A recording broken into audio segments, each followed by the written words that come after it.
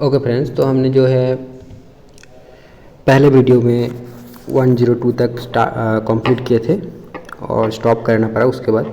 तो चलिए हम नेक्स्ट क्वेश्चन से स्टार्ट करते हैं और इसको कंटिन्यू करेंगे आगे के क्वेश्चन पेपर के साथ, क्योंकि यहाँ पर और 18 क्वेश्चंस आई थिंक है। तो फॉरेस्ट इज ए क्या है? बायोटिक कम्युनिटी है डेफिनेटली, क्योंकि प्लांट कम्युनिटी नहीं होगा बिकॉज फॉरेस्ट में सिर्फ प्लांट नहीं होते और भी चीज़ें होती है। अब देखो 0 degree latitude and eco type तो नहीं होगा, इको टाइप एक अलग कॉन्सेप्ट है, ठीक है। इसको सर्च करके डेफिनेटली आपको चेक करना होगा। 0 degree latitude and 0 degree longitude lie in the Atlantic ocean. तो अगर आप एटलास खोलोगे और जहाँ पर अटलांटिक या फिर अफ्रीका है, तो वहाँ पर अफ्रीका के लेफ्ट साइड में अगर आप देखोगे मैप खोलकर, तो सीधा आपको नजर आएगा कि 0 डिग्री लैटिट्यूड एंड लॉन्गिट्यूड जो है यानी equator and meridian, prime meridian meet कर रहा है।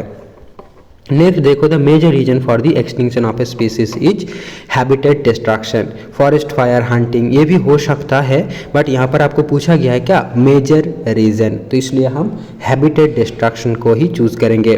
नेक्स्ट देखते हैं, which of the statements given above given below is correct?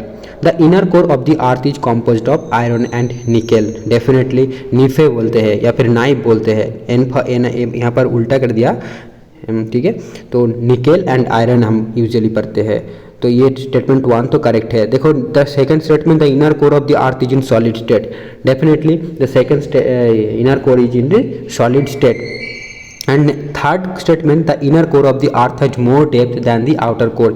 ये हालांकि एक गलत स्टेटमेंट है, क्योंकि आप इनर कोर और आउटर कोर को कंपेयर करोगे तो उसका डेप्थ जो है मेजर करोगे तो देखोगे, तो एक बार पिक्चर जो है उसका डायग्राम जो है वो देख लो और वहाँ पर दिखेगा कि आपका इनर कोर जो है वो क्या है ना, डेप्थ, उसका डेप्थ जो है यानी उसका जो लेंथ है या फिर जो भी है एक्सटेंट है वो कम है आउटर कोर से, ठीक है। तो स्टेटमेंट 3 जो है गलत है, बट आप दोनों यहाँ पर अगर पता है आपको तो फिर आप इजीली डी ऑप्शन को चूज़ करोगे और यहाँ पर आपको मार्क्स मिल जाएगा। आप नेक्स्ट क्वेश्चन पर देखते हैं 108। तो which of the following features on the earth are formed by tectonic movement? अब यहाँ पर देखो फॉल्स एंड फोल्ड्स, ये भी तो टेक्टोनिक मूवमेंट के कारण ही होती है। वॉल्केनिक माउंटेन तो होता ही है टेक्टोनिक मूवमेंट के कारण, है ना। वॉल्केनिक माउंटेन मतलब वॉल्केनो जो होती है वो आई थिंक टेक्टोनिक मूवमेंट के ही तो कारण होते हैं ना। आप ये इसका मेरे को कोई डायरेक्ट रेफरेंस नहीं मिला। अब देखो ट्रेंचेस जो है वो भी तो टेक्टोनिक मूवमेंट के कारण होता है। ऐसे करके मैंने क्या है जो भी प्रीवियस नॉलेज है वो लगा के मैंने ऑप्शन डी को आई थिंक यहाँ पर बेस्ट माना है। अब देखो question number 111, the albedo of a surface refers to its ability to reflect solar radiation. This is the definition of albedo. Now ecological niche refers to the functional role of an organism in the ecosystem. तो ये कुछ definition जो है आपको याद रहना चाहिए या फिर कॉन्सेप्ट जो है वो क्लियर रहना चाहिए, ठीक है। इकोलॉजी जाके देखते ही आपको आंसर पता चल जाए तो फिर टाइम आपका बच जाएगा, क्योंकि OMR में आपको एग्जाम देना होगा, वही गोला करने में ही बहुत टाइम चला जाता है। मेरे को तो बहुत दिक्कत होता है उसमें, ठीक है। अब देखो 112 को देखते हैं। अरे क्या हो रहा है यार, ये कुछ भी। 112 को देखते हैं। The rise in global average temperature due to global warming can lead to, okay, the rise in global average temperature due to global warming can lead to increase frequency and intensity of heat waves. हाँ, global warming के कारण ये तो हो सकता है। अब देखो melting of polar ice caps, temperature बढ़ेगा तो पोलराइज जो है वो गल जाएगा और सी लेवल का राइज भी हो सकता है। नेक्स्ट देखो, energy that is reflected by the atmosphere, उसे हम क्या बोलते हैं? तो energy that is reflected by the atmosphere वो फिर does not hit the atmosphere. Yes, वो तो हिट नहीं कर पाएगा। Has a different wavelength than the incoming energy. हाँ, ये भी तो सही है ना कि, बट देखो डायरेक्टली जो चला जाता है, ये बोल रहा है कि energy that is reflected by the atmosphere, मतलब जो इनकमिंग है वो तो शॉर्ट वेव रेडिएशन है और जो अर्थ का जो टेरेस्ट्रियल रेडिएशन है वो लॉन्ग वेव है। बट क्या हम जो एटमोस्फेयर से टकरा कर वापस जा रहा है, क्या हम उसे लॉन्ग वेव मानेंगे या फिर शॉर्ट वेव मानेंगे? ये तो मैंने पढ़ा नहीं कभी, तो इसको देखना पड़ेगा अलग से। अब देखो hits the atmosphere bye absorption, तो हाँ एब्जॉर्ब करेगा तो हीट तो होगा ना। तो वो भी ये है, एक है कि energy that is reflected by the atmosphere hits the atmosphere bye absorption. नहीं, ऑप्शन सी आई थिंक गलत है, क्योंकि देखो यहाँ पर बोल रहे हैं रिफ्लेक्ट बाय द एटमोस्फेयर, मतलब रिफ्लेक्ट जो रेज जो एनर्जी रिफ्लेक्ट होता है तो फिर उसके तो अरे यार, हाँ तो हाँ 110 पे था question number, energy that is reflected by the atmosphere does not hit the atmosphere, ये तो ट्रू है। और has a different wavelength than the incoming energy, इसको सर्च करना पड़ेगा, मतलब देखना पड़ेगा। और heat the atmosphere by absorption, ये आई थिंक गलत ऑप्शन है। तो आप देखो more than one of the above हो सकता है अगर स्टेटमेंट बी जो है वो करेक्ट है तो। नेक्स्ट क्वेश्चन हम देखते हैं, द एरिया ऑफ काम and low pressure conditions at the centre of A tropical cyclone is called I, ये तो पता है सबको। Which of the following is the commonality resource. अब देखो कॉमनैलिटी रिसोर्स इस टर्म पे मैंने सर्च किया तो कुछ मिला नहीं, बट वहाँ पर एक चीज़ आपको मैंने भी पढ़ा था, अब भी पढ़े होंगे कि कम्युनिटी रिसोर्स बोल के कुछ होता है। तो फिर कम्युनिटी रिसोर्स हम किसको बोलेंगे, तो देखो हम नाइट्रोजन इन एटमोसफेयर है तो सबने यूज़ करता है, बट कम्युनिटी रिसोर्स का उसे हम मानेंगे। यूरेनियम ये भी नेचुरल रिसोर्स है, सॉइल भी नेचुरल रिसोर्स है, क्या हम इस टाइप के रिसोर्स को कॉमन रिसोर्स मानेंगे, मतलब कम्युनिटी रिसोर्स मानेंगे। तो फिर कॉमनैलिटी रिसोर्स ये सारे हो सकते हैं, मोर than one of the above हो सकते हैं। अगर हम सॉइल को नहीं मानेंगे फिर तो नॉन ऑफ द अबव होगा। मतलब कम्युनिटी रिसोर्स मतलब किसे बोलते हैं, जैसे कि कोई पब्लिक पार्क हो गया, सबने मिलकर बनाते हैं ना वो सारी चीज़ें, तो उसको हम कम्युनिटी मतलब रिसोर्स बोलते हैं। तो एक बार चेक करो कि कम्युनिटी रिसोर्स क्या है और कम्युनिटी रिसोर्स बोल के कुछ है कि नहीं है, तो फिर डिसाइड करना और कमेंट में बताना। Then what is the significance of the equatorial region in terms of agriculture. तो इक्वेटोरियल रीजन में क्या होता है, यहाँ पर एक्सटेंसिव कमर्शियल एग्रीकल्चर तो नहीं होते, सबसिस्टेंस होता है। अब poor soil quality and not suitable for agriculture, तो क्या है ये क्या बोलते हैं, पुअर सॉइल क्वालिटी क्या पुअर है एग्रीकल्चर का, ये तो नहीं है ना। इन terms of agriculture soil quality तो फर्टाइल होगी क्योंकि वहाँ पर कैसी होती है, बट बारिश बहुत ज़्यादा होती है तो इरोजन बहुत होता है, तो सॉइल क्वालिटी जो है लो हो सकता है। तो देखो it has a diverse range of crops, हाँ बहुत सारे क्रॉप्स तो उगता है। तो इक्वेटोरियल रीजन एग्रीकल्चर क्या होगा, I think more than one of the above होना चाहिए ना। अब बताओ ना क्या होगा। देन देखो which of the following is the example of A renewable resource. अब इसमें तो सारे ही रिन्यूएबल रिसोर्स है। चलो नेक्स्ट हम कुछ देखते हैं 117 which of the following factors, sorry for the background noise, I have nothing to do with this but I have to record the videos. Usually I try to record after evening, but today I am revising it and I have planned it, so I have to record this, okay, because I have no other planned, I mean reading for BPSC, so I think whatever I have planned I am following that. That's the reason why, and extremely sorry for the background noise. Which of the following factors contributes to the high production of wheat in the United States? United states में देखो advance technology तो है, favourable climate भी है, extensive irrigation system भी है, तो more than one of the above का correct answer. Which of the following crops requires tropical और subtropical climate for optimal growth. Optimal growth तो सब ट्रॉपिकल क्लाइमेट इन सारे के लिए ही चाहिए। देखो more than one of the above है, यानी टी भी एक ट्रॉपिकल क्रॉप है और सब ट्रॉपिकल क्रॉप है, सब ट्रॉपिकल क्रॉप भी बोल सकते हो, शुगर केन भी वही है, कॉटन भी वही है। और देखो which country of the world was the largest producer of cotton in 2022। तो कॉटन का लार्जेस्ट प्रोड्यूसर चाइना तो नहीं है ना, आज ही पढ़ा मैंने लूसेंट में कि कॉटन का largest producer I think India होना चाहिए। कॉटन एंड जूट में इंडिया का जो रैंक है वो फास्ट है, तो एक बार आप चेक कर लो कहीं ऑफिशियल वेबसाइट से। पता नहीं चाइना मैंने को क्यों किया, आई थिंक डेफिनेटली मेरे को मिला था कुछ तो इसलिए चाइना मैंने किया, बट आज मैंने लूसेंट में तो वही पढ़ा कि एग्जैक्ट याद नहीं है, बट हाँ एक बार देख लो, हाँ मेरे को भी चेक करना पड़ेगा फिर से दोबारा। Then which country was the largest producer of milk in the world in 2022। तो मिल्क इन द वर्ल्ड देखो India is the first rank, United States is second rank, okay. तो यहाँ पर आपको जो है ये ख़त्म हो जाते हैं ये पेपर, तो ये क्वेश्चन पेपर ख़त्म हो गया। अब हम नेक्स्ट में जाते हैं, तो इसको मैं पॉज करता हूँ, नेक्स्ट क्वेश्चन पेपर ओपन करके वहाँ से स्टार्ट करता हूँ। तो ये दूसरा देखो पेपर है, यहाँ पर जनरल स्टडीज़ का ही सिर्फ पेपर है। आई थिंक ये प्राइमरी लेवल का एग्ज़ाम था तो जनरल स्टडीज़ है सिर्फ, ठीक है। तो यहाँ पर सारे है, जैसे कि पॉलिटिकल क्वेश्चंस भी है, हिस्ट्री का भी है, ज्योग्राफी का भी है और मैथ भी बहुत है। तो मैथ मैंने कल सॉल्व कर रहा था, काफ़ी मेरे को क्या है टफ़ लग रहा है क्योंकि प्रैक्टिस नहीं है, तो मैथ को तो इसमें डिस्कस नहीं करेंगे अभी, हम देखते हैं यहाँ से डिस्कस करेंगे, ठीक है। तो आई थिंक 16 सेक्शन डिवीज़न मेरे को जो लगा कि 16 सेक्शन डिवीज़न में यहाँ पर डिवीज़न किया गया है कुछ तरीके से, और आई थिंक एनवायरनमेंटल साइंस को जो है उसको भी इंक्लूड किया गया है। तो मतलब वो वाली एक कैटेगरी आप ढूंढ सकते हैं इस क्वेश्चन पेपर से। तो चलिए हम सॉल्व करते हैं, क्वेश्चंस को देखते हैं, डिस्कस करते हैं। Geostationary satellite rotates at a fixed height. Geostationary satellite rotates at a fixed height in eye donation which part of the donor's eye is transplanted. Cornea, तो eye का सिर्फ cornea जो है वही transplant होता है, पूरा आई नहीं है। अब which colour has the maximum deviation in the dispersion of white light passing through the prism. तो डिविएशन, मैक्सिमम डिविएशन आपका वायलेट का होगा क्योंकि इसका वेवलेंथ जो है बहुत शॉर्ट है। What is the chemical name of vitamin B12। तो विटामिन B12 का जो केमिकल नेम है उसे बोलते हैं कोबालामिन या फिर सायानोकोबालामिन। ठीक है, सायानोकोबालामिन या फिर कोबालामिन। तो देखो ये जो है सायानोकोबालामिन आपको एक्चुअल मिलेगा, फिर उसके बाद लेकर आएगा कि also known as cobalamin. Search करोगे तो मतलब बीपीएससी किस लेवल पे जाकर क्वेश्चंस पूछ रहा है, तो आपको लगेगा कि यार कोबालामिन तो नहीं है, मैंने तो सायानोकोबालामिन पढ़ा है। तो ऐसे नहीं चलेगा, आपको सारे मतलब जितने भी नाम्स रहेगा उतना सारे पढ़ना है। ये आप ऐसे एनालाइज कर सकते हो। अब देखो which of the following is an acid base indicator.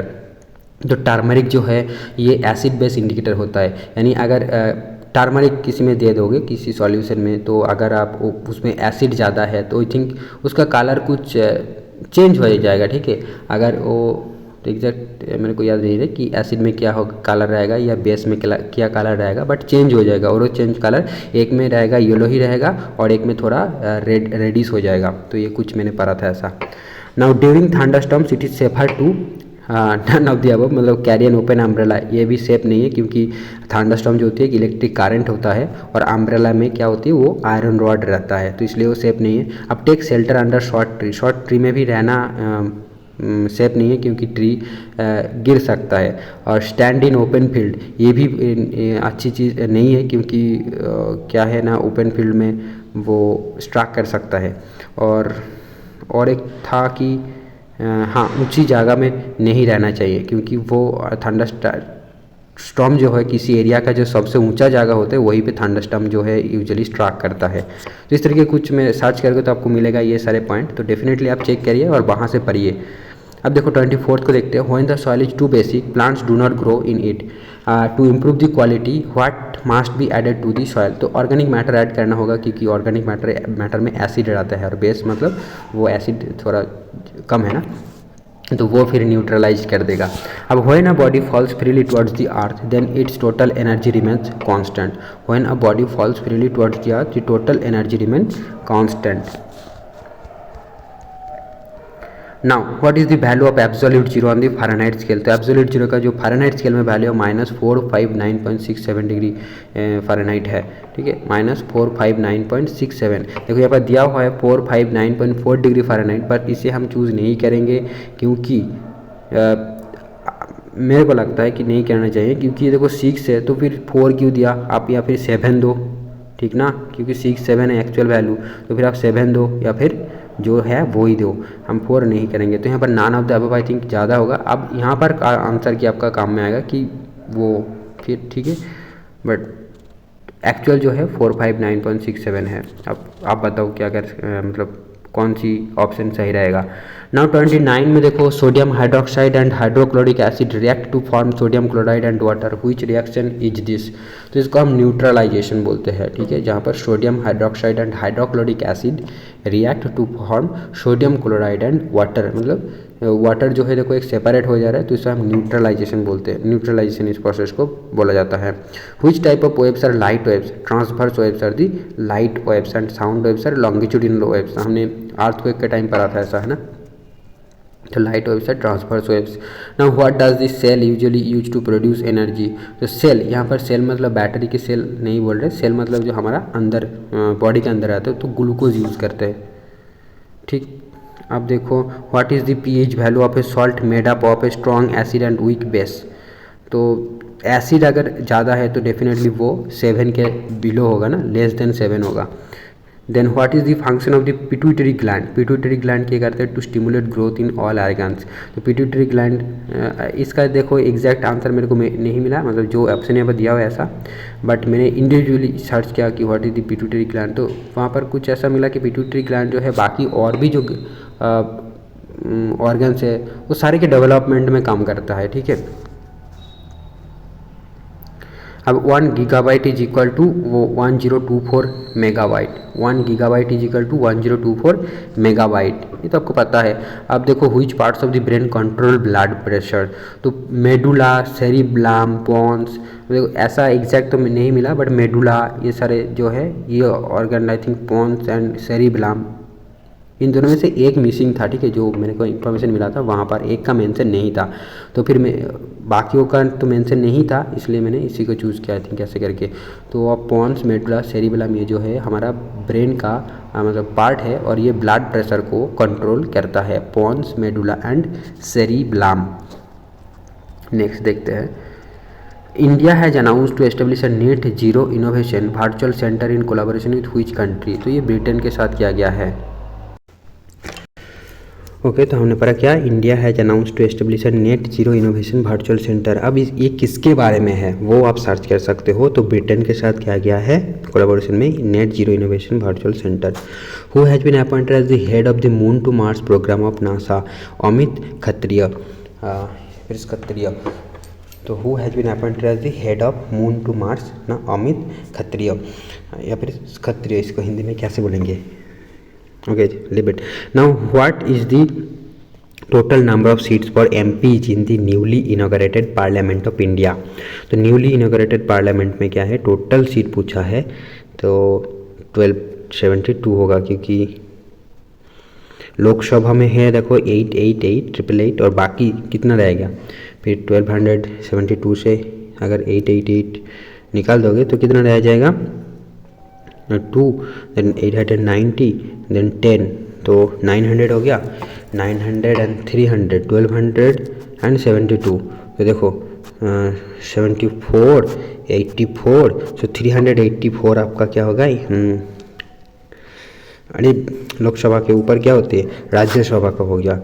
अब मेंबर ऑफ पार्लियामेंट पूछा है, MPs in the newly inaugurated parliament of India, तो मेंबर ऑफ पार्लियामेंट मतलब क्या,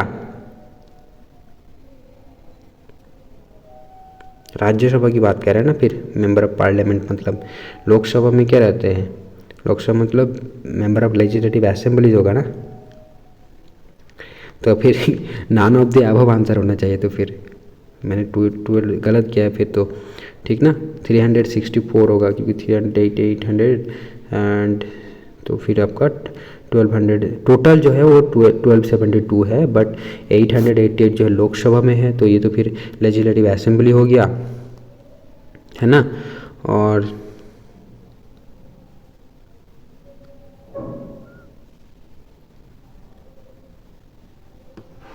यहाँ पे तो MLAs रहते हैं लेजिस्लेटिव असेंबलीज में, एक बार इसको देखना पड़ेगा मेरे को फिर से, या फिर अगर मैंने जो एक्सप्लेनेशन दिया वो सही है तो कमेंट करके प्लीज़ कंफर्म कीजिए, अगर आपको पता है तो फालतू कमेंट करने का कोई मतलब नहीं बनता।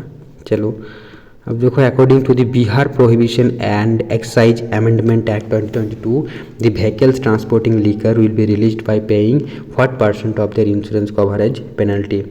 तो ये क्वेश्चन ही थोड़ा मेरे को समझ में नहीं आया, पहली बात तो ये, बट मैंने 10% के आसपास एक इन्फॉर्मेशन मिला कि कुछ इंश्योरेंस कवर का 10% देना पड़ेगा तो रिलीज होगा, तो इसलिए मैंने 10 को ही सिलेक्ट किया। चलो इसको छोड़ते हैं। Which online platform has been launched by the Indian government for farmers insurance claim, तो डिजी क्लेम प्लेटफॉर्म जो है वो ऑनलाइन प्लेटफॉर्म है जिसको लॉन्च किया गया है by Indian government for farmers insurance claim. क्या नाम है, डिजी क्लेम प्लेटफॉर्म, इंश्योरेंस क्लेम से अब याद रखोगे डिजी क्लेम। अब देखो नेक्स्ट देखते हैं, which country has manufactured the passengers plane C919, तो ये चाइना ने किया है to compete Airbus and Boeing, तो एयरबस यूरोप का है और बोइंग जो है US का है, यूनाइटेड स्टेट्स का है। Okay now which of the following can a court issue for enforcement of the fundamental rights, तो वो है writ. And Kritiraj Singh is related with which sport, तो वेट लिफ्टिंग। कृतिराज सिंह ये बिहार का ही जो है स्पोर्ट्स पर्सन है। अब which of the following dams is located on the Mahanadi river, तो महानदी रिवर में देखो ये तीनों लोकेटेड है, यानी Ghumara Padar dam, Dudhwa dam and Hirakud dam, all are located on the Mahanadi river. According to the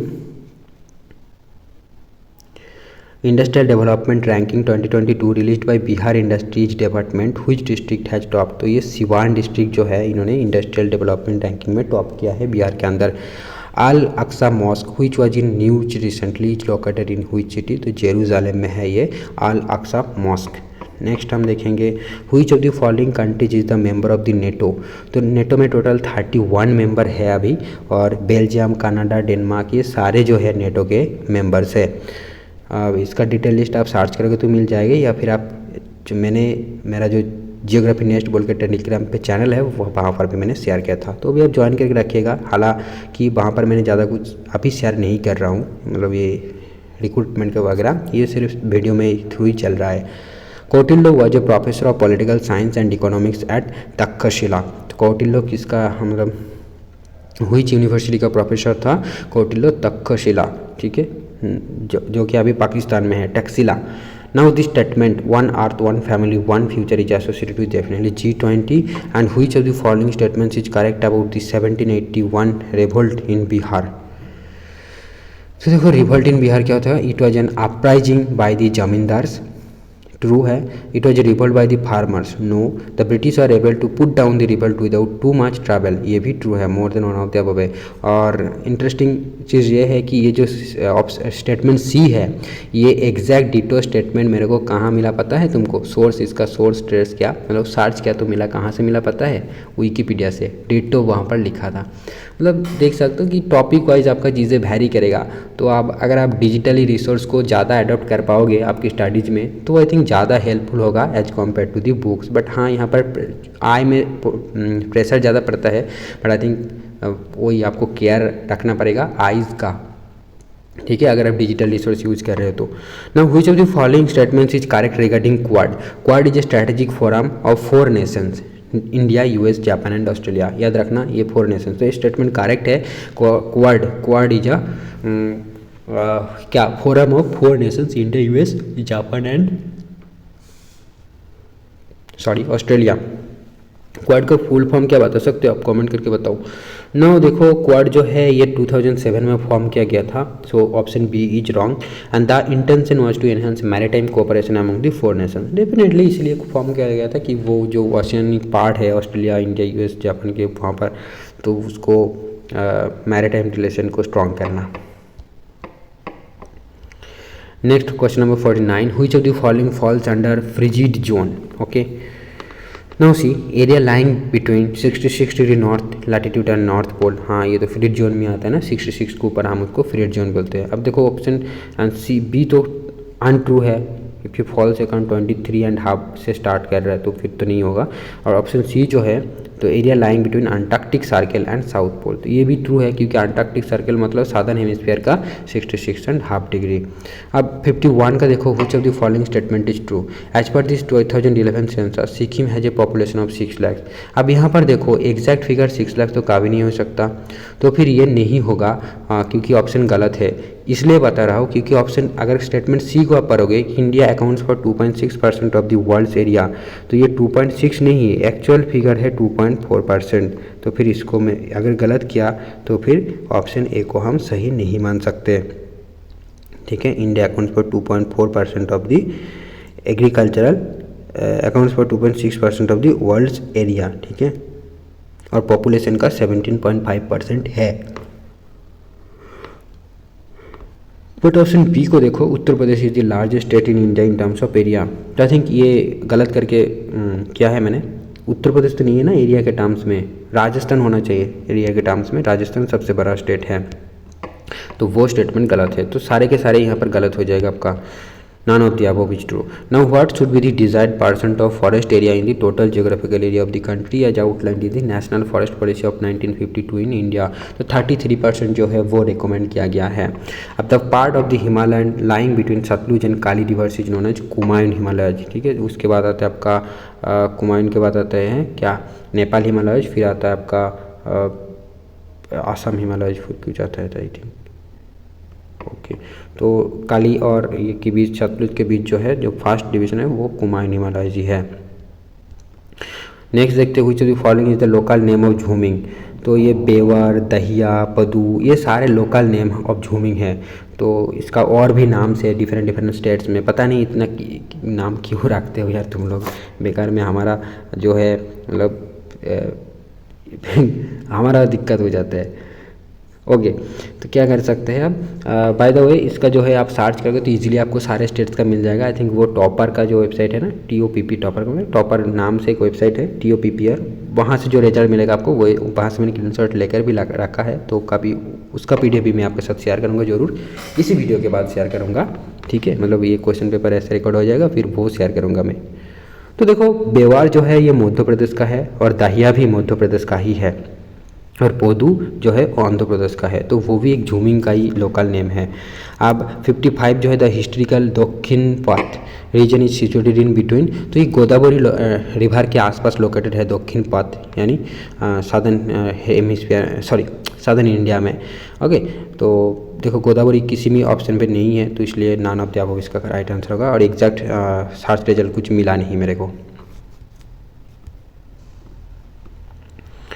दक्षिण पथ के बारे में मिला, बट यहाँ पर जैसा क्वेश्चंस पूछा गया है किसके बीच में लोकेटेड है, इस तरह का कुछ मिला नहीं। वहाँ पर मेरे को मिल रहा था कि कौन सी स्टेट में है, कहाँ से, तो ये शायद था, तो उसका कोई मेंशन नहीं था। तो फिर मैंने सर्च किया कि कौन सी रिवर के पास है, या फिर ऐसे करके, तो फिर दिखाया कि गोदावरी के पास लोकेटेड है आपका Dakshinapatha river. Now what is the name given to a large apartment in Amazon basin having a steeply slanting roof, तो उसको हम मालो का बोलते हैं। ओके, और देखो ये कासावा जो है ये तो अब फ्रूट है, अब मैन्योक भी जो है उस कासावा को ही मैन्योक बोला जाता है, जो कि टॉपिकल रूट क्रॉप है, ठीक है। और जो स्टीपली स्लैंटिंग रूफ है अमेजन फॉरेस्ट में एक बड़ा सा घर को हम मैलो का बोलते हैं। नेक्स्ट देखो 56 the major water divide between Arabian sea and bay of Bengal, कौन सी है, दिल्ली रीज है, अरावली रीज है, सह्याद्री एंड अमरकंटक हिल्स जो है इसका वाटर डिवाइड के तौर पर काम करता है between Arabian sea and the bay of Bengal. Delhi ridge, Aravalli range, Sahyadri and Amarkantak hills. Next the place of origin of western disturbances active in north western India in winter season is called is Mediterranean coastal area of western Asia. The place of origin, ठीक है, कहाँ से आता है, Mediterranean सी से आता है। The local names of rice crops produced in northern India in winter is called आमन, साली एंड अघानी। ओके, तो विंटर क्रॉप्स मतलब जो rice crops produced in northern India, sorry winter crops की बोल रहा हूँ, in the local names of rice crops produced in northern India in winter, हाँ winter, तो विंटर मतलब ये रबी क्रॉप की बात नहीं कर रहा है, जो समर में जो क्या है कि जिसका सीड बोपा गया था, क्या बोलते हैं, सीड जो लगाया गया था, वो हार्वेस्ट कब किया जाता है, विंटर में किया जाता है, तो उसको हम आमन बोलते हैं, साली बोलते हैं, या फिर अघानी बोलते हैं। नॉर्दर्न इंडिया में डिफरेंट स्टेट में डिफरेंट नाम है, ठीक है। नेक्स्ट क्वेश्चन देखो, which of the following is not a peculiarity of middle Gangetic plain agroclimatic region, मतलब मिडिल गंगा में क्या नहीं होते, तो ऑप्शन बी है यहाँ पर। देखो पहले देख लो कि एक्सटेंडेड इन मोर देन 2 स्टेट्स, तो ऐसा नहीं है, ओनली 2 स्टेट में ही ये है मिडिल गंगा, जो कि है ईस्टर्न उत्तर प्रदेश एंड बिहार में, तो इसलिए ऑप्शन बी जो है ये ट्रू नहीं है, और बाकी दोनों सही है कि receives more than 100 centimetre annual rainfall and located in Ganga and distributed drainage area, ये तो सही है। अब according to GT Trewartha the area of AM type climate in India is Western Ghats, मतलब AM टाइप हमने पढ़ा था कोपेन के क्लासिफिकेशन में कि ट्रॉपिकल मानसून क्लाइमेट को इंडिकेट करता है, तो ये जो है कहाँ पर दिखा जाएगा, GT ट्रेवर्थ के अकॉर्डिंग वेस्टर्न घाट्स में ये क्लाइमेट हमको मिलता है।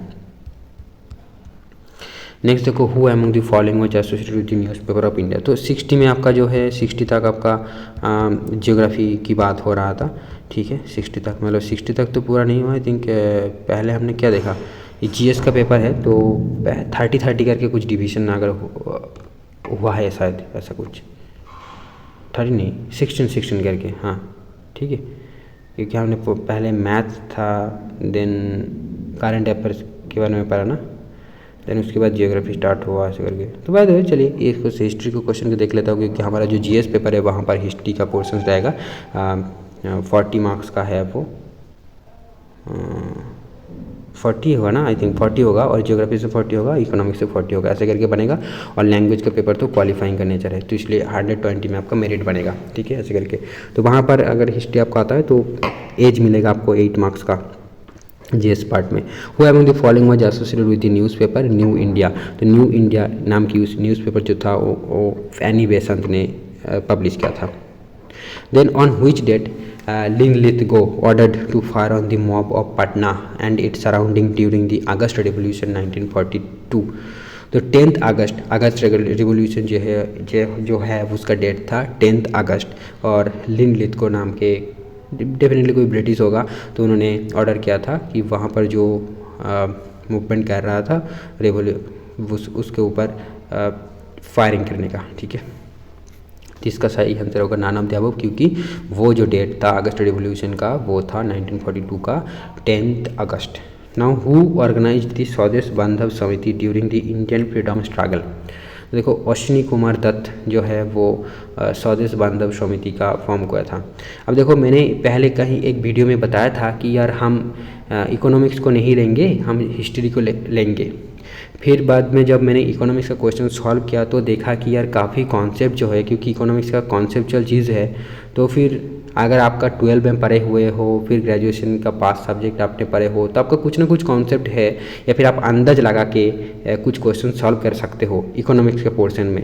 बट हिस्ट्री में आप ऐसा नहीं कर सकोगे, क्योंकि यहाँ पर हर एक इन्फॉर्मेशन आपको पता होनी चाहिए, कोई कॉन्सेप्ट की बात ही नहीं है। तो इसलिए मैंने उस आइडिया को डिस्कार्ड किया और मैंने बीपीएससी में जियोग्राफी एंड इकोनॉमिक्स इन दोनों सब्जेक्ट को चूज़ किया है। ठीक है, और इसीलिए मैं इकोनॉमिक्स का क्वेश्चन भी डिस्कस करूँगा आपको, जैसे बोला पहले वीडियोस में, बट उसमें इकोनॉमिक्स का क्वेश्चन नहीं आया क्योंकि वो सिर्फ जनरल स्टडीज एंड जियोग्राफी था।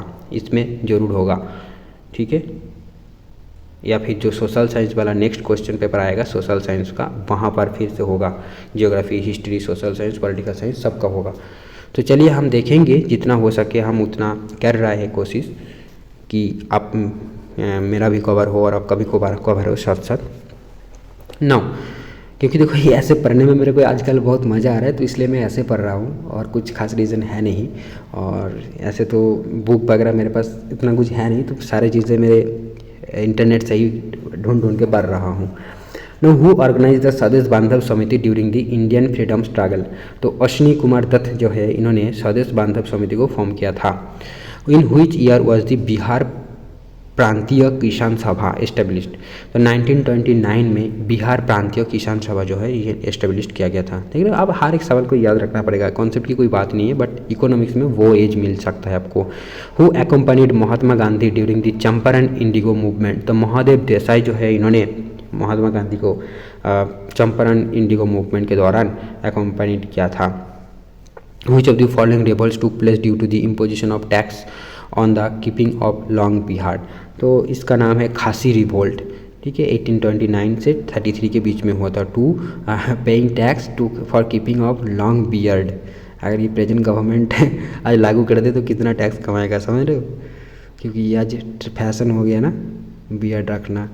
Now in which conspiracy case 3 English man were detained on conspiracy charges. तो ये था मिराट कॉन्स्पिरेसी केस में 3 इंग्लिश मैन को डिटेन किया गया था। Who was the author of the biography of Kunwar Singh and Amar Singh. तो ये काली किंकर दत्त जो है इन्होंने इसका लेखक है, biography of Kunwar Singh and Amar Singh. The Poona pact aimed at political representation of depressed class. Poona pact aimed at political representation of depressed class. Now Subhash Chandra Bose became the president of the Indian National Congress in Tripuri session by defeating Pattobi Sitaramaiah. Where was the first all India Congress Socialist conference held. तो इसको लेकर मेरे को थोड़ा confuse हो गया exact answer. ठीक है, मैंने को पढ़ा तो लगा कि एक बार लगा कि यार बॉम्बे होगा, और फिर दोबारा किसी और सोर्स से देखा तो वहाँ पर लिखा हुआ था कि नहीं पटना में है। तो फिर यहाँ पर कन्फ्यूज है, आप एक बार सर्च करो इस क्वेश्चन को। मैंने यहाँ पर पटना को सिलेक्ट किया है। ठीक है, where was the first all, क्योंकि ये जो कॉन्फ्रेंस बोल रहे हैं तो वहाँ पर कॉन्फ्रेंस नहीं था, वो कुछ मीटिंग वगैरह था, ऐसा कुछ कॉल्ड अपन करके कुछ दिया हुआ था। मैंने स्क्रीनशॉट लेकर रखा है, आई होप नेक्स्ट वीडियो आपको मिलेगा वो चीज़ें, बट आप भी सर्च करो ना। तो 1934 में हुआ था ये All India Congress Socialist Conference. तो वो first All India Congress Socialist Conference Patna. देखो where was the first All India Congress Socialist Conference बोला है, तो डेफिनेटली पटना में आई थिंक नहीं होएगा। आई थिंक बॉम्बे ही यहाँ पर सही आंसर जो है हो सकता है। अब देखो चेक करो एक बार, क्योंकि मैंने सर्च किया था तो जो इन्फॉर्मेशन मिला वहाँ से मैंने कन्फ्यूज हो गया था।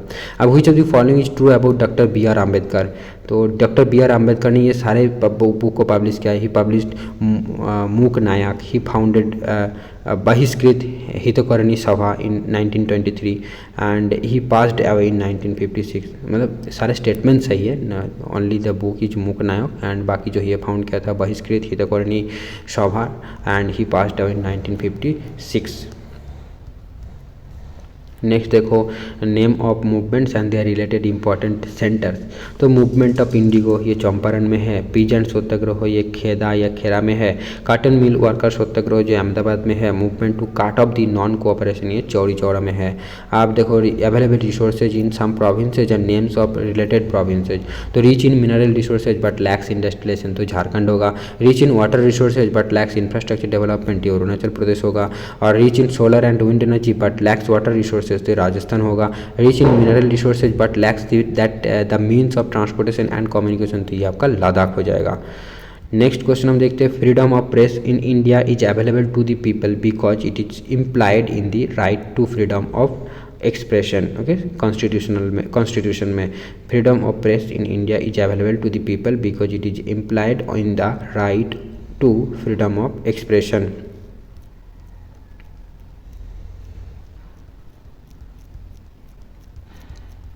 नेक्स्ट क्वेश्चन देखेंगे, a medical plant named Himalayan yew is found in which of the following provinces of India. तो हिमालयन यू नाम के जो मेडिकल प्लांट है, मेडिसिनल प्लांट है, इसको हिमाचल प्रदेश एंड अरुणाचल प्रदेश में मिलता है ये। ठीक है, Himachal Pradesh and Arunachal Pradesh, Himalayan yew. तो हिमालयन से आप लगा सकते हो कि हिमाचल है, तो देखो हिमाचल एक ही ऑप्शन में है तो लगा सकते हो हिमाचल प्रदेश एंड अरुणाचल प्रदेश। अब देखो the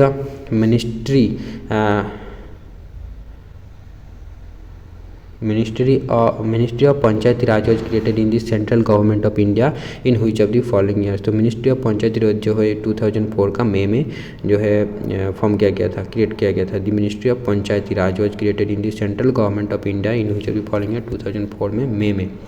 The Overseas Indian Citizenship OIC scheme was introduced by which of the following acts in India। तो the Citizenship Amendment Act 2005। Okay, the overseas Indian citizenship scheme. देखो इसके रिलेटेड बहुत कुछ चीज़ें हैं, तो मैंने जो ओकूल का पॉलिटिकल साइंस में लक्ष्मीकांत का लेक्चर से तो कुछ दिन पहले वो देख रहा था, तो वहाँ पर ये चीज़ें डिस्कस किया जा रहा था। तो पढ़ना पड़ेगा आपको पॉलिटी, फिर आपको समझ में आएगी ये सारी चीज़ें। Who among the following believe that a communist society was the natural society of the future। ये कार्ल मार्क्स है। Which of the following may be known as the main cause of disappearing the rigid caste system in India? The constitution and its basic structure। तो ये नहीं है, क्योंकि caste system के लेकर constitution में बेसिक कॉन्स्टिट्यूशन, बट कॉन्स्टिट्यूशन तो हो सकता है ना, बट बेसिक स्ट्रक्चर ये भी शायद हो सकता है। व्हिच ऑफ द फॉलोइंग, क्योंकि किसी को हम डिस्क्रिमिनेट नहीं कर सकते, वो सारी चीज़ें वहाँ पर लिखा हुआ है। तो रिजिड कास्ट सिस्टम जो है वो एब्लिश किया गया था।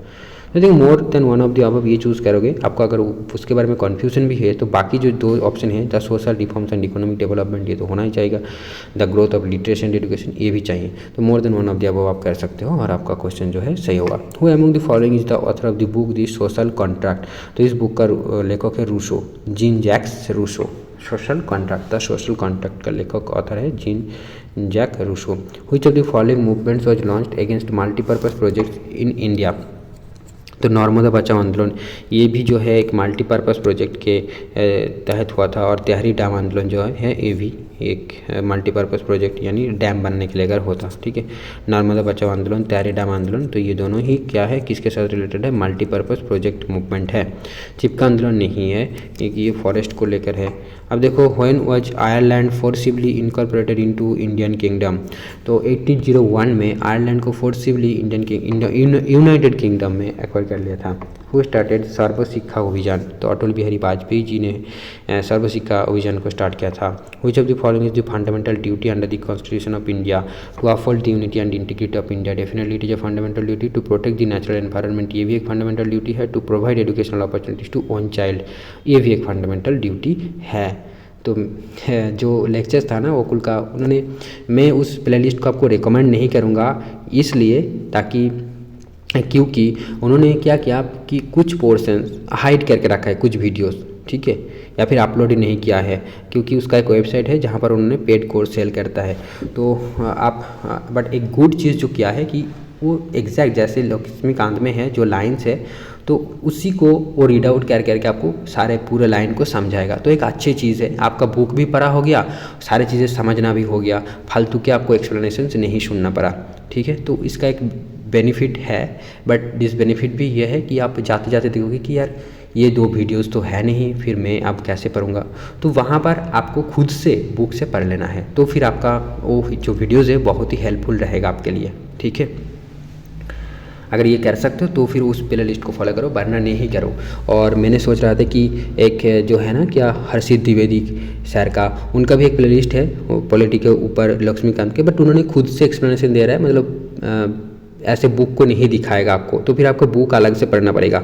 तो क्या है डिमेरिट है, बट मैंने सोच रहा था कि अंडरस्टैंडिंग डेवलप करने के लिए उस प्ले लिस्ट को भी मैं बाद में जाकर देखूंगा, ठीक है। मतलब ये पॉलिटी एक बार जो है Laxmikanth line by line complete हो जाए, उसके बाद जाकर वो अंडरस्टैंडिंग के लिए देखूंगा। मतलब फर्स्ट टाइम मैं रीड कर रहा था पॉलिटी, और अभी इस बीपीएससी वगैरह के लिए अभी तो पोस्ट कर ही देंगे।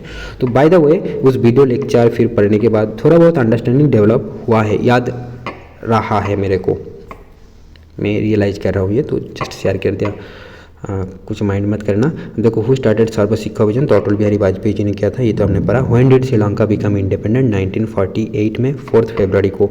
हु रोड पाकिस्तान और द पार्टीशन ऑफ इंडिया, तो डॉक्टर बी आर अम्बेडकर ने लिखा था पाकिस्तान और the partition. Annapurna Yojana ration card is for older and poor people above 65 years age, ठीक है। देखो Y shaped energy flow model in ecosystem, तो ये स्टार्ट होता है आपका एनवायरनमेंट साइंस का जो है questions. Y shaped energy flow model in ecosystem was proposed by Odum, and how much energy is consumed from one topic level to another topic. आपको लग सकता है कि ये तो एनवायरनमेंटल जियोग्राफी है, बट ऐसा नहीं है। How much energy is consume is from one topic level to another trophic level, तो ये 10% है। और SO2 pollution is indicated by lichens, ठीक है, कि लाइकेंस अगर SO2 पॉल्यूशन SO2 ज़्यादा हो जाएगा जिस एनवायरनमेंट में, वहाँ पर लाइकेंस नहीं बनेंगे। लाइकेंस मतलब वो ट्री ब्रांचेस में जो चीज़ें उगता है ना, वो होता है थोड़ा, वो वाला लाइकेंस कहते हैं, तो वो नहीं होगा अगर सल्फर ज़्यादा हो जाएगा एटमॉस्फेयर में। Then pneumatophores are present in halophytes, pneumatophores जो है, न्यू मेटाफोर्स जो है ये हैलोफाइट्स में प्रेजेंट रहता है। The Salim Ali bird sanctuary is located in Goa, okay, Salim Ali bird sanctuary is located in Goa.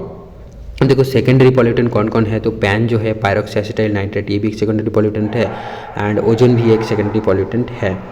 Sulphur dioxide I think नहीं है, तो more than one of the आपका करेक्ट आंसर होगा यहाँ पर। The IUCN headquarters is in Switzerland, IUCN का international union for conservation of nature, ऐसा कुछ है ना, तो इसका हेडक्वार्टर है स्विट्जरलैंड में। The 10% law of energy flow in ecosystem was proposed by Lindeman, तो यहाँ पर हमने पढ़ा है कि वाई शेप्ड जो एनर्जी फ्लो मॉडल है इसको ओडाम ने दिया था, और यहाँ पर देखो पढ़ा कि ट्रॉपिक लेवल में कितना एनर्जी चला जाता है, तो 10% चला जाता है, और यहाँ पर दिया गया है कि वही law energy 10% law of energy किसने दिया है, तो लिंडेमैन ने दिया है। जब देखो क्वेश्चंस का अगर आप ध्यान से पढ़ोगे तो हो सकते हैं आपका एक मार्क ज़्यादा मिल जाएगा, क्योंकि ये 2 क्वेश्चन जो है 96 और 93 है लगभग। आप एक को पता है तो दूसरा बता सकते हो, ऐसे करके मतलब लिंक्ड है, ठीक है। By the way leave it. So next हम देखते हैं, ऐसा बहुत ही मुश्किल है, ऐसा मतलब जो बोला मैंने ऐसा मुश्किल है ऐसा होना। नेक्स्ट देखो, in India tropical rain forest are found in Kerala. आप व्हिच ऑफ द फॉलोइंग, मतलब बहुत सारी जगह में मिलते हैं, बट जो ऑप्शन दिया हुआ है उनमें से केरला में ही पाया जाता है। जैसे कि अंडमान निकोबार में मिलेगा आपको, देन अरुणाचल प्रदेश में मिलेगा, वेस्टर्न घाट्स में मिलेगा, है ना, tropical rain forest. Now which of the following acts as a pioneer species in ये जेरार्च, ये देखो जेरार्च, ये कोई स्पेलिंग मिस्टेक नहीं है, ये देखा तो मैंने क्या देखा कि जेरॉक्स जो है ये 0 मीनिंग है इसका, ऐसा कुछ था, तो वहाँ से चीज़ आया है, तो जेरार्ड सक्सेशन। तो लाइकेंस जो है वो क्या करता है कि पायोनियर स्पीसीज है इन जेरार्ड सक्सेशन, ठीक है, मतलब जहाँ कुछ नहीं होते तो उसको हम जेरार्ड सक्सेशन बोलते हैं। एक पूरा बैरन लैंड से जो है वहाँ पर एक वहाँ से स्टार्ट होकर एक पूरा इकोसिस्टम डेवलप करना, तो वो उसको जेरार्ड सक्सेशन बोलते हैं। तो वहाँ पर जो कीस्टोन पायोनियर स्पीसीज होगा वो होगा lichens. The major source of methane in India is rice field, the Ramsar convention is related with wetlands, the layer of atmosphere having lowest temperature is mesosphere, itai disease is caused by cadmium. अब यहाँ पर एक interesting चीज़ ये पढ़ा मैंने कि इथाई जो है इसका क्या है, जापानीज टर्म है आई थिंक ये, तो इसका मीनिंग होता है कि इट हार्ट्स, है ना वो वाली KGF में डायलॉग सुना था आपने, इट्स हार्ट्स तो काफ़ी हंसे मेरे को। तो the increase in concentration of toxic substances in successive trophic level is referred to as biomagnification. The increase in concentration of toxic substances in successive tropic level is referred as biomagnification. Next देखो which one of the following is not included under in situ conservation। तो botanical garden जो है इन Situ conservation नहीं है। तो conservation का दो type होता है, एक होता है इन सिटू और होता है एक्स सिटू। एक्स सिटू मतलब कहीं से लेकर आके फिर उसको प्रिजर्व करना, और जो इन सिटू है उसका मतलब है जहाँ वो स्पीसीज रहता है उसी जगह में उसको प्रोटेक्ट करना। और एक्स सिटू मतलब क्या है कि उस स्पीसीज जहाँ पर था वो एनवायरनमेंट डेंजर है इसलिए उसको उठाकर ले आए, फिर कोई सब जगह में उसको डाल दिया, तो वो होता है आपका एक्स सिटू। जैसे कि आपका बोटानिकल गार्डन हो गया, ठीक है। National park wild not under in situ conservation, but national park जो है वो प्रोटेक्ट किया जाता है, वाइल्ड लाइफ सेंचुरी भी उसी जो फॉरेस्ट है उसी को प्रोटेक्ट किया जाता है, और बोटानिकल गार्डन ही क्रिएट किया जाता है, इसलिए ये इन सिटू कंजर्वेशन नहीं है। अब देखो how many 4 digit numbers can be formed using the digits 0 1 2 3 4 without repetition.